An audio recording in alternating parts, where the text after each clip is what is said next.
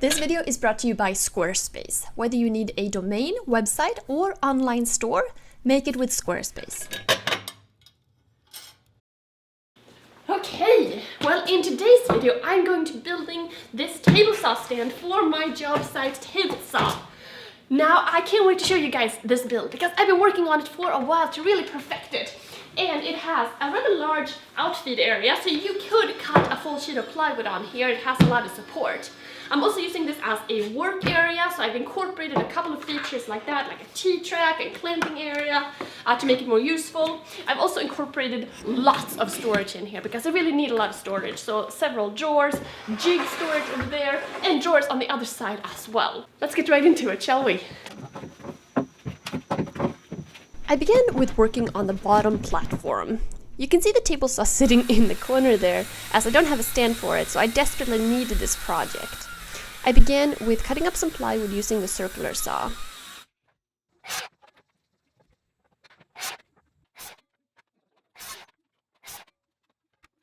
Then I cut up the 2x4s for the legs, and I'm doubling them up for a little extra strength.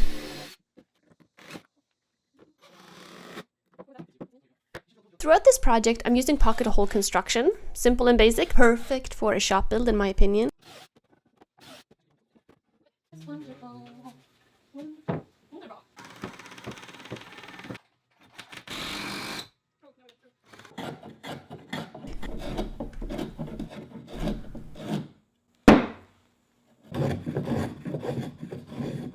So now the first platform is made, and it's time to make the little smaller platform that the table saw will sit on top. Next up here, I'm building a basic version of the table saw platform and the surround using scrap wood that I had around the shop to see if I liked the concept. Now, what I'm putting together here is not the final version. I like to do that sometimes, just kind of figuring it out as I go along and then tweak it a little bit later on and changing things. But I'm showing this footage here because otherwise things seem a little bit out of order.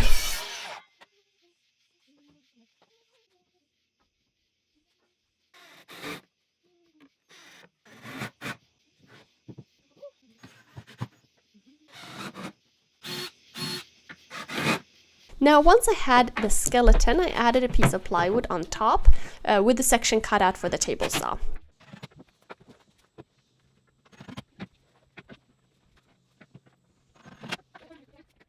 I have now lived with this design for a little bit, and I've been thinking about some ways that I want to improve it.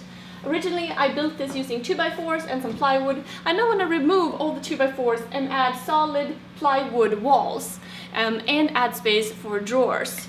I want an open shelf right here where I can store the jigs. Then I want space for some drawers right here. Another idea I have that I think would be kind of cool is I have the space underneath here. First I was going to just put a bucket, so I can remove the sawdust that falls down. But then I thought there's kind of a lot of space here, so I could put like a drawer at the bottom and then like a tray that I could bring out and dump. So I began with building a simplified version of the stand that the table saw sits on, using solid pieces of plywood for the sides.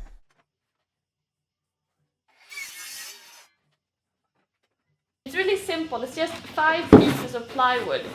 So we have sides and a back, and then the table saw will sit on top of here, screwed down.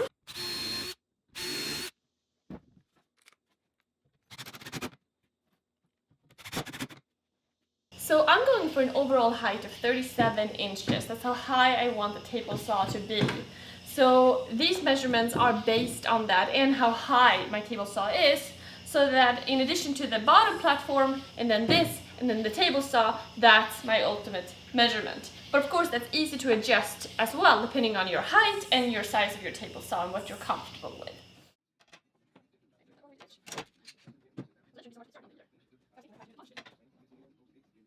So before rebuilding the stand, I decided to route out a section for a T-track in the top so that I can use it to clamp anything I want to the top of the bench. Now, initially when I was thinking about what would make this table saw stand really useful, a T-track was one of the things that came to mind because I added some of those to my mini workbench build and I absolutely love that. It's really useful.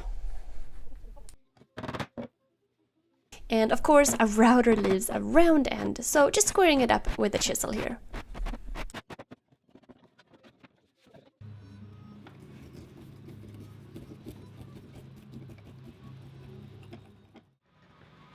So next up, I'm cutting up some more plywood for the new pieces for the stand. But to build this complete stand, I ended up using 3 sheets of 3/4 inch plywood, and that was for all the main structures, the dividers, the top, the bottom platform, all of that. And then I also used 2 sheets of 1/2 inch plywood for the drawers. And I did end up with some leftover materials here, but that's how much you need to account for. And I'm adding pocket holes to the top and the bottom of each piece so that I can attach these sides to the bottom platform as well as to the top piece from underneath, and that way there won't be any protruding screws or anything on the top.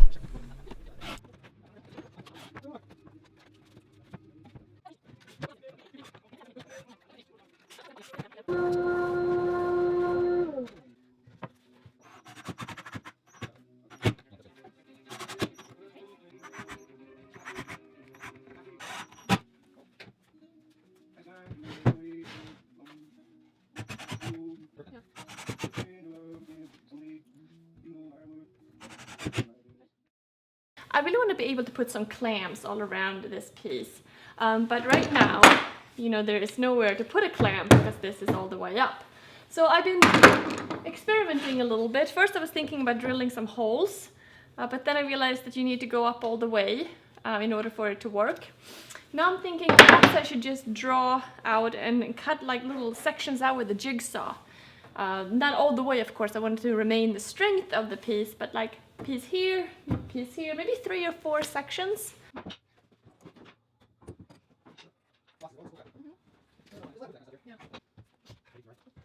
Now, before removing that side section, which the top leans on, I'm adding the middle section here, which the drawers will connect to. And I want to make sure that everything is really nice and square, so I'm using these corner clamps. That way I know the drawers will go in correctly.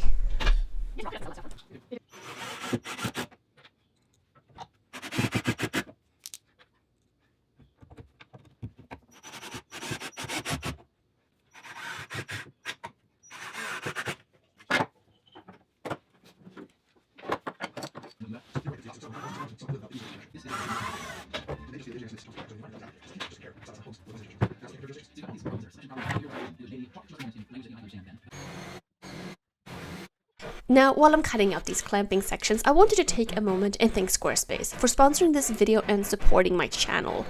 I believe that if you're looking to take your passion to the next level, perhaps to start selling your work or showcasing what you can do, then having a professional looking website is really a must. I have been using Squarespace for a long time, and I actually just opened up the shop again after the move, and that's where I sell my beeswax polish. But anyway, Squarespace is a great choice because their system is easy to use, their templates are really nice, and their e-commerce works great. Now, if you've been thinking of making a new site, then head to squarespace.com for a free trial, and when you're ready to launch, go to squarespace.com/Darbin Orvar to get 10% off your first purchase of a website or a domain.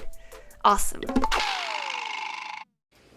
So at this point I have the vertical and the horizontal pieces together, and it's basically like a bookcase without a back. So there's quite a lot of racking going on like this. So I'm going to stiffen that up by adding some 3/4 inch material in the back here to just stiffen the whole thing up a bit.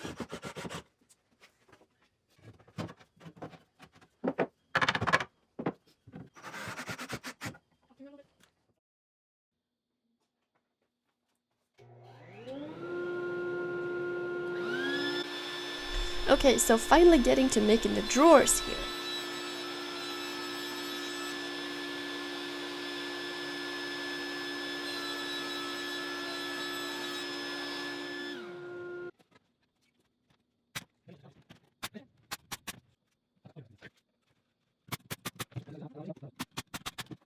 So because these are utility drawers, I'm actually gonna stiffen them up even further by gluing and stapling on some 1/4 inch plywood.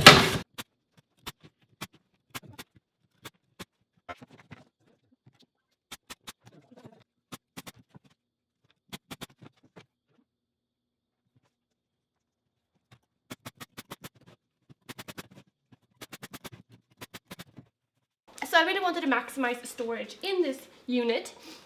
So I'm going to put a big drawer in here and then a tray on top of that, and then I'm going to be installing 4 drawers here. So lots of storage.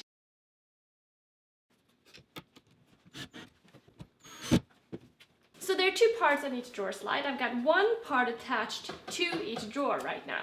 Now I'm going to slide on the other part and then stack all the drawers so I can make my marks and space out exactly where I want each one.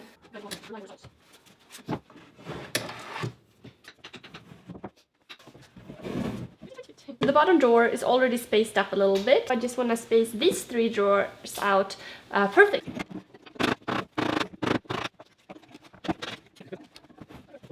Now I know where to mark.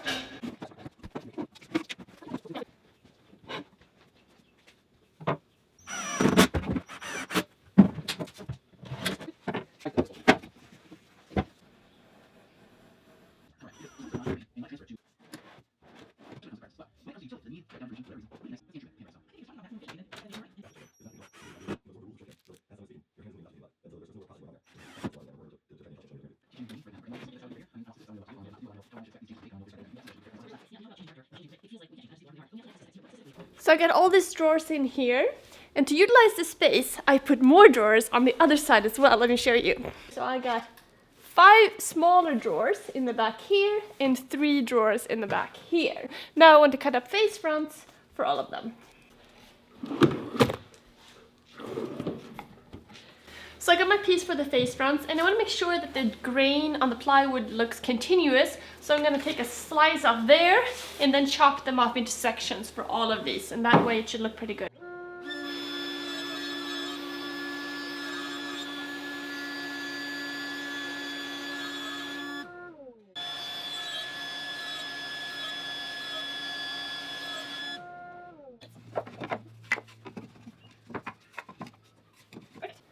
I really love these little drawers on the side though. This was like an add-on. I was thinking about how I had this wide space because I have the jigs on the other side, but I don't need it to be this deep. And then I was thinking this is kind of wasted space here, so why don't I use it for something? And now I have all of these pretty smallish drawers, and I think they're going to be super useful. I just love that idea. So cool.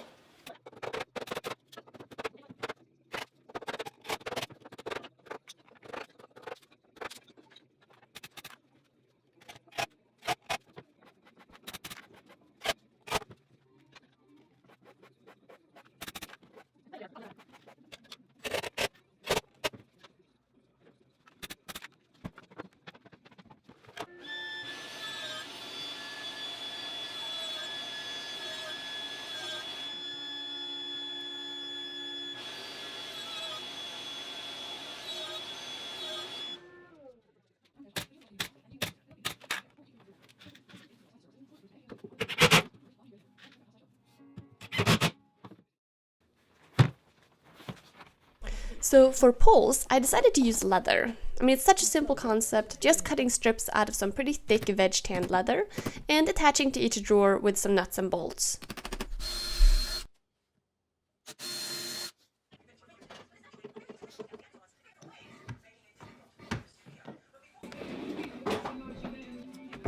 And finally, I could start to organize some things. I'm using this very useful new system from Rockler, which you can cut to make it fit your drawers perfectly. It's a bit like Lego fitting everything together.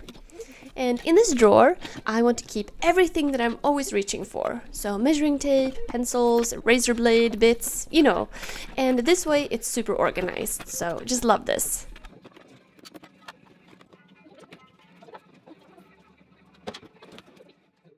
So this measures 5 by 4 feet. Now dust falls under the saw here, and if you remember, I wanted to utilize this space both as storage and as a place where dust can collect.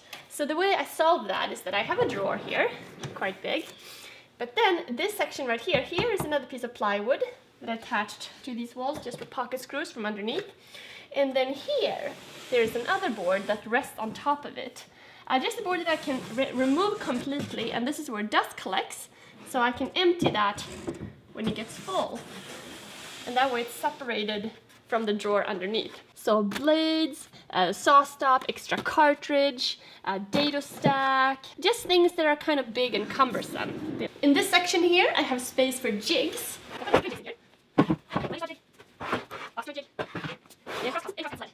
So that's quite deep, and I have drawers on the other side. Now on this side here, I have a ton of storage.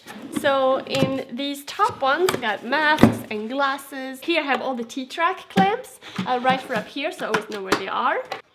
In the back here, I have a lot of space. Obviously, I need a lot of it open for plugging in a dust collection like this. I also have the dovetail jig right here, and I'm planning on putting a couple more jigs and kind of organize that a bit better. I've also added this unit right here. So this is a shop vac, so that I can connect this to the back of the saw when I use it, so I can get dust collection going from two parts of the saw at the same time, and I found that to be really good. I also ended up finishing everything with some shellac, basically just for the protection. I mean, this is shop furniture and I'm not looking for it to be perfect. I just want to make sure it has some kind of protection.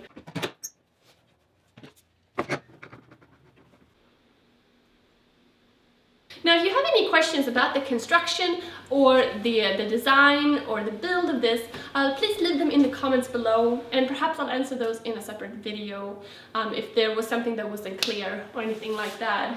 Otherwise, I hope you guys enjoyed the video. Thanks for watching. Don't forget to subscribe, and I'll see you soon. Bye. So I feel like this space is really coming together, you know? I got some shop tables. This area is still a huge mess. I'm kind of thinking about that. Everything is still kind of in flux, but at least I have this. You know, I feel like this is like the center part of the shop now. This is like where everything kind of focuses around, and I just love it. I love it so much. It's been really awesome.